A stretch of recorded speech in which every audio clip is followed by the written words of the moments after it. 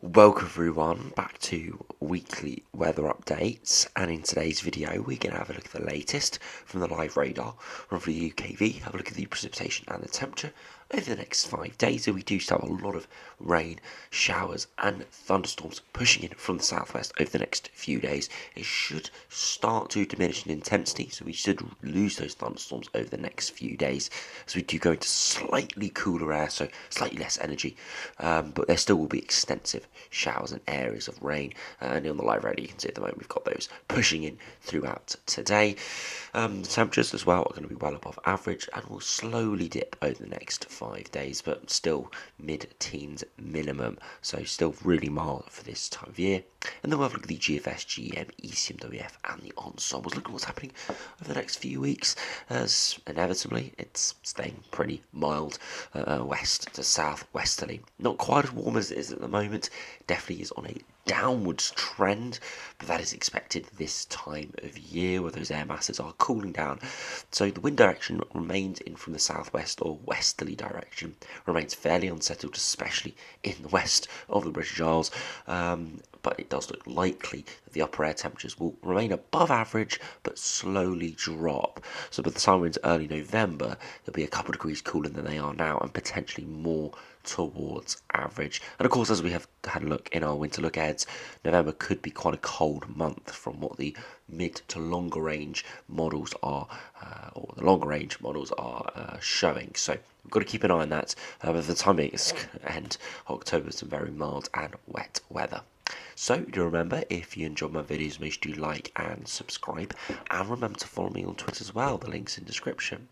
So if we do start on the live radar, you can see a lot of rain pushing in from the southwest at the moment. We've got a centre of the low just up to our south and our west, and you can see just spurring in loads of heavy showers. A few thundery showers within this, not too many thunderstorms at the moment, but we did see some big thunderstorms yesterday, especially across central and eastern areas. Some big lightning strikes seen, some torrential rain, many areas seeing an inch plus of rain. So yeah, a lot of heavy rain around in the east, but now in the west and south we've got more heavy showers pushing in. Some of these could turn thundery with all this moisture being pushed up from far to our south, and this is the pattern that's going to continue. Some areas in the north and the east will see showers but are more likely to stay dry. So if you are in the north and the east, you may get away with some days soon where we do see very minimal precipitation and not too bad temperatures. But if you are in the south and the west, especially across those southern coasts of Ireland, especially across the southwest coast of England, I'm afraid you're probably not going to be escaping many days over the next couple of weeks without the risk of at least some heavy showers. Now, if you do put on the temperatures, I'm recording this around 8:30 in the morning, getting it in nice and early, you can see we are quite warm in the south. A lot of these yellows showing, which is low teens, which is not exceptional, but for the time of year and being 8:30 in the morning, that is really quite mild, and expecting temperatures to rise once again in the mid-teens, widely high teens in some spots, maybe even 30 degrees being, 20 degrees or 30 degrees, 20 degrees being seen in a couple spots. So yeah, really quite warm. And if you go over to the UKV and have a look at the precipitation and the temperature over the next 5 days, as we run this through, you can see all those showers spiraling in from the southwest today. It does move eastwards, especially over the course of this evening. But for most of the day, the north and the east are drier. Not completely dry, but drier than the south and the west. Beyond that, these showers just continue to push in, and into Saturday we do see a brief dry period in the south through the morning, but an area of rain across northern England, Scotland, Northern Ireland, the Republic of Ireland, for eventually another batch of heavy showers starts to push in to the west, and we just continue to see these push in and repeated bands of heavy rain, potentially through Sunday morning, some big heavy rain moving through eastern England, and again just being pushed northwards. Could be some thundery weather within this. You can see some quite heavy thundery showers through Sunday afternoon, slowly pushing in for eventually dissipating away, and we just stay continually showery all the way into the middle of next week. Again, just looking really quite horrible out there in some areas. There's going to be a lot of rain around. We could see some more localised flooding potentially, and some more issues Again, we do have generally below average rainfall over the last sort of 6 months or so, coming off that really dry summer and hot summer we had. So we do need the rainfall, but if it's falling in these intensities, especially over only a few days, then we could see some problems. So we've got to keep an eye on this. There could be some yellow rain or thunderstorm warnings put in force for this. At the moment there isn't anything, but we will just have to keep an eye on it. And the reason for this is if we go to the upper air temperatures, you can just see the wind is getting pushed in from the south and the west. Quite warm upper air temperatures, a good couple of degrees above average for the time of year, and just see brief incursions of cooler air. That's creating some instability, some temperature contrast, and that is fueling the showers, and then into these warmer air masses from the south can just pop up and pep up those showers, creating some big intense areas. If we do go to the 2 meter max temperatures, you can see this afternoon, as I said, widely mid to high teens, especially in the east where we avoid more of those showers, at least during the peak times of the day, but they will push through later this evening into Friday evening. And you can see into Saturday, we can see in the afternoon those temperatures once again are around that mid to high teens. Not too bad for this time of year, but of course we see some showers, it will feel cooler. And then into Sunday, you can see those temperatures in the day are around that 17, 18, maybe even 19 degree mark. Again, quite warm. And then Monday, again, maybe mid to high teens. But of course it is going to slowly decrease. The sun strength is reducing, the upper air temperatures are slowly reducing, even though the wind direction is remaining the same, and it's just because those air masses to our south and the west this time of year are dissipating. So it does look likely it will slowly turn cooler over the next few weeks, even if we remain in the very strict southwesterly pattern we do have at the moment. And then finally into Tuesday, you can see again mid to high teens. So if you finish the video by having a look at the GFS and see what that is showing over the next few weeks. Again, southwesterly flow at the moment. Brief ridges of high pressure could build in at times. That could reduce the showers for a few hours, but I'm not expecting anything too crazy. And low pressure just tumbling back in and continuing just to sit out in the Atlantic, pushing up a southerly wind. It could be quite warm at times, and eventually towards 384 hours, which go really quite unsettled. A little bit of a blocking pattern there with some cooler air coming from Svalbard into the North Atlantic. You can see that down through Iceland. So Iceland will be going into the freezer there, but that could actually fuel low pressure towards the UK and spin up more low pressure, stronger winds. So yeah, we've got to keep an eye on that.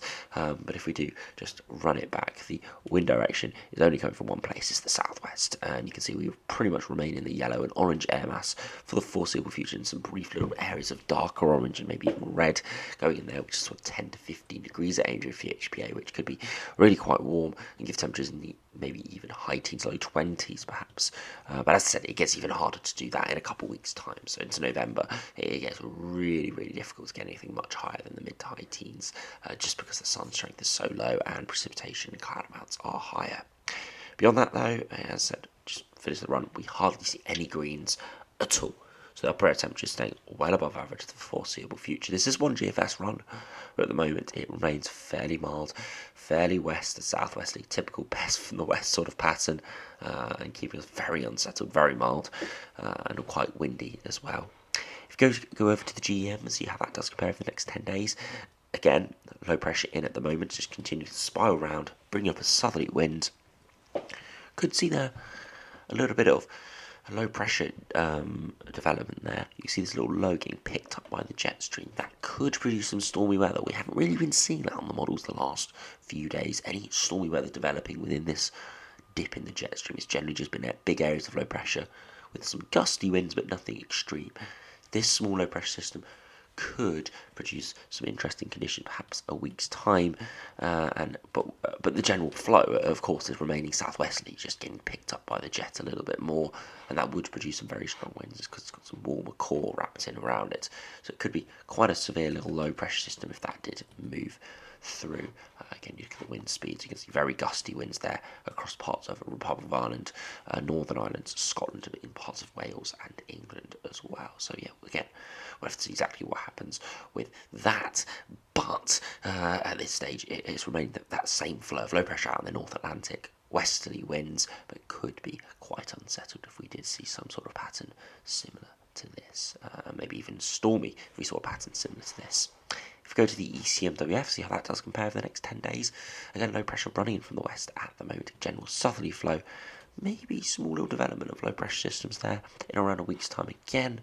but nothing too severe. But it would give a lot of heavy rain, some gusty winds. But we'd have to see something like the GEM to be seeing it become anything severe and become a named storm or anything.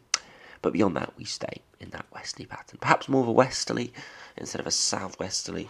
And if you look at the upper airs, it may mean we do start to see some cooler air. You can see out in the North Atlantic push in.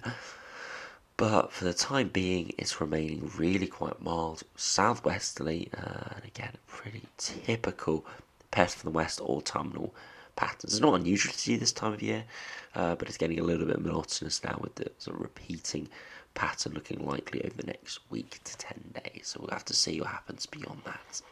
If you finish by having a look at the Ensemble members, you can see generally we are well above average all the way to the end of October, and maybe even the start of November by the first few days, for it trends more towards average, staying very unsettled, little bouts of up and down in terms of the upper air temperatures over the next couple of weeks. You may look at this and think it is just going to be mild and wet, and that is the most likely scenario. But we must remember that models can flip very quickly, so I do think the next week will definitely be mild and southwesterly, but beyond that there still is a lot of uncertainty, so we'll have to see how it does play out.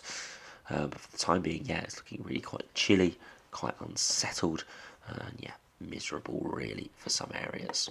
And again, if we have a look at the EC and WF ensembles, do compare those. Again, you can see generally very mild, very unsettled. Again, very similar to the GFS, well above average in terms of upper air temperatures, by at least a few degrees most days. Some days you can get it towards 5 or 10 degrees above average, and you can see a lot of precipitation is around it as well, so it's remaining very, very unsettled. So yeah, as I said, not looking like a particularly pleasant next few weeks. There will be some dry weather, there will be some warmer weather inevitably with warmer upper air temperatures, but there also will be some very heavy showers, some big spells of rain, and maybe even some more thunderstorms. So anyway, thanks for watching, hope you enjoyed, subscribe if you're new, and I'll see you again for another video soon.